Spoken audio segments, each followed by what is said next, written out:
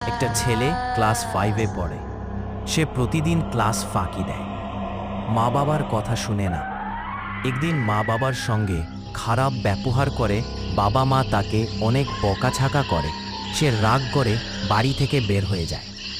দিন গড়িয়ে সন্ধ্যা হয়ে যায়, ছেলেটি বাড়ি ফেরে না। ছেলেটি মনে মনে চিন্তা করে সে তার বন্ধুর বাড়িতে চলে যাবে। একটা জঙ্গলের পাশ দিয়ে যাচ্ছি, হঠাৎ দেখতে পায় বিশাল আকৃতির ভূত, চোখ দুটি জ্বলজ্বল করছে। তাই দেখতে ছেলেটি একটা দৌড় মেরে বাড়িতে যাওয়ার চেষ্টা করে, কিছুতেই যেতে পারছিল না। ভূতের সাথে দৌড় দিয়ে পারে না, ভূত তাকে ধরে ফেলে, কাশে এক চড় মারে। তারপর ছেলেটিকে তুলে নিয়ে যায়। মা বাবার কথা মতো না চললে এরকম বিপদে পড়তে পারেন যারা মা বাবাকে ভালোবাসেন।